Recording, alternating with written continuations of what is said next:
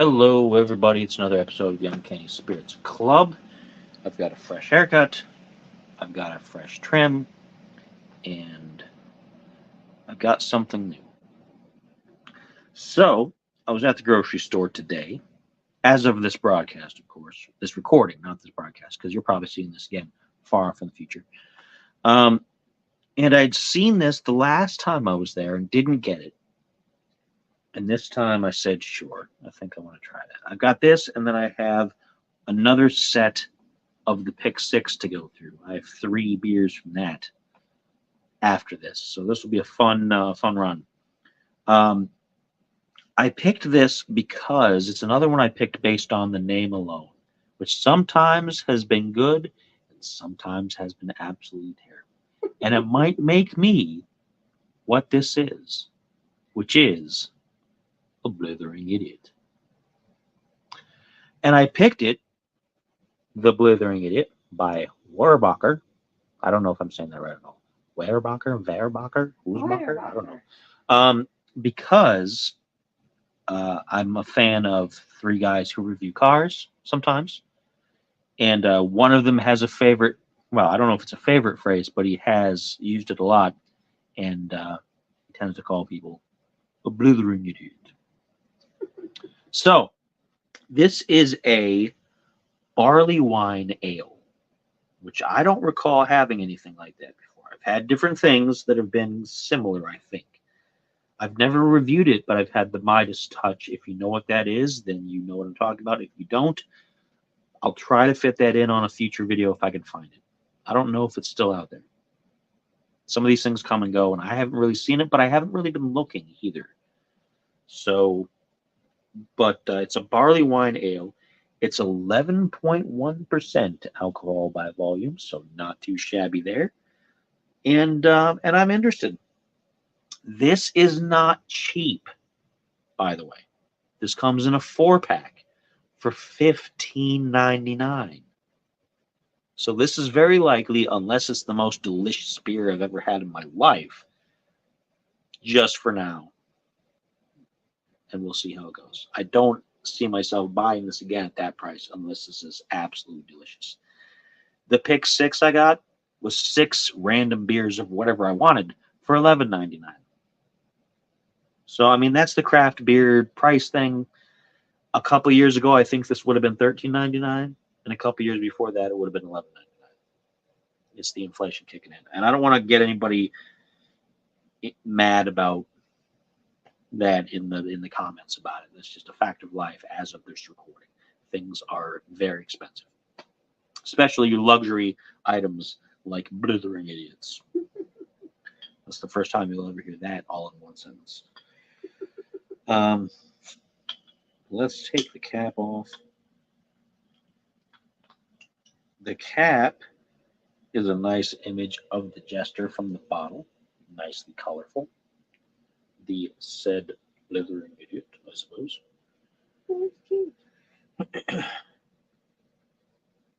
Smells like a nice solid beer. Smells like a creamy ale.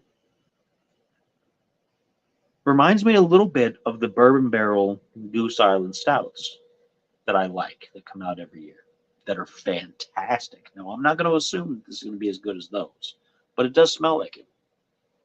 I think it smells like fruit. So, let me pour that into my Goose Island glass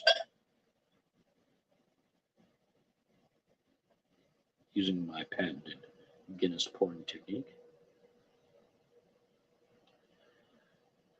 A little bit of foam at the top, nice settling. You can't tell from here, it looks really dark there, and it is dark, but it's nice dark reddish brown. A very good ale color.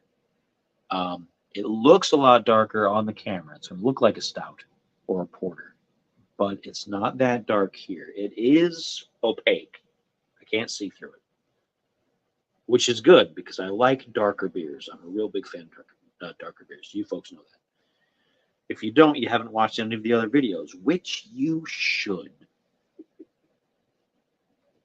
I'm disappointed in you right over there.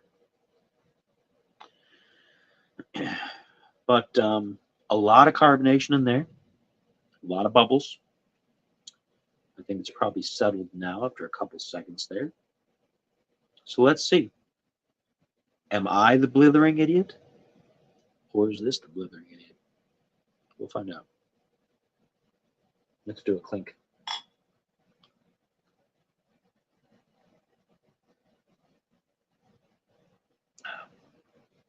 Ooh, that is quite good.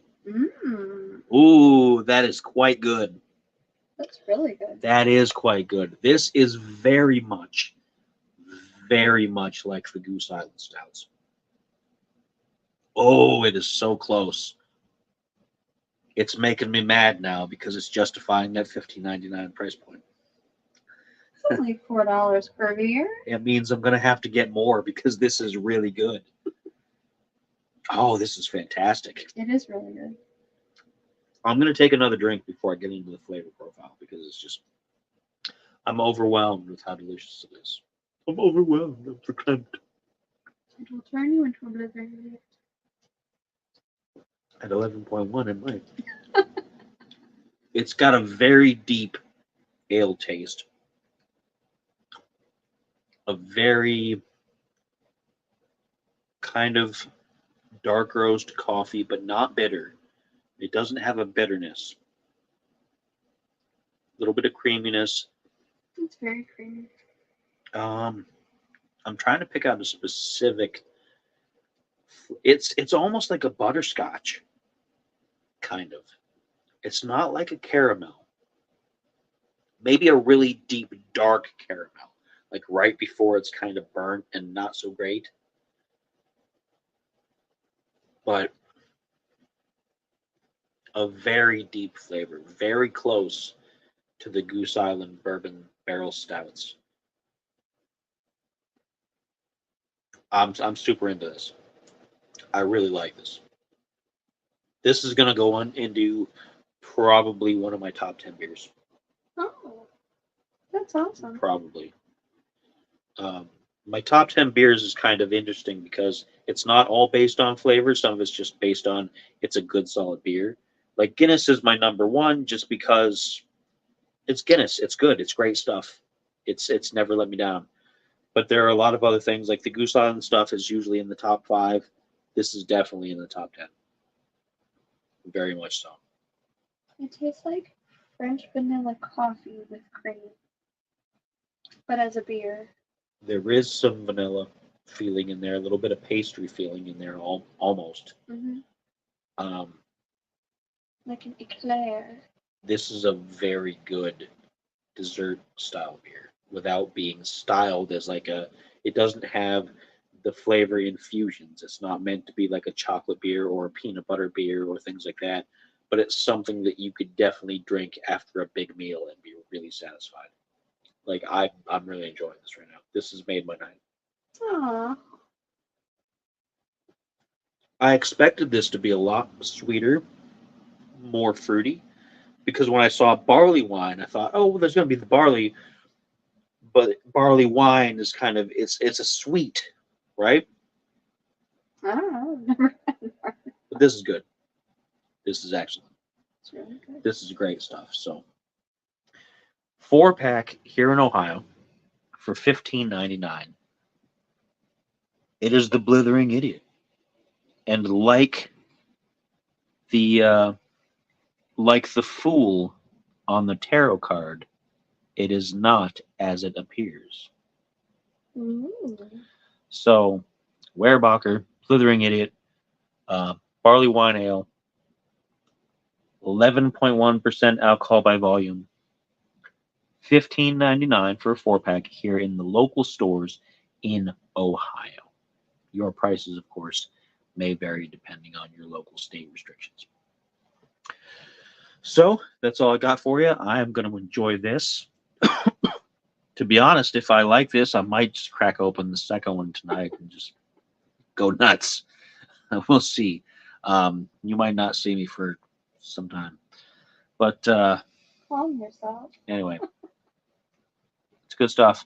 Highly recommended if you like depth of flavor without a lot of pretentious whatever in it. And good stuff. As always,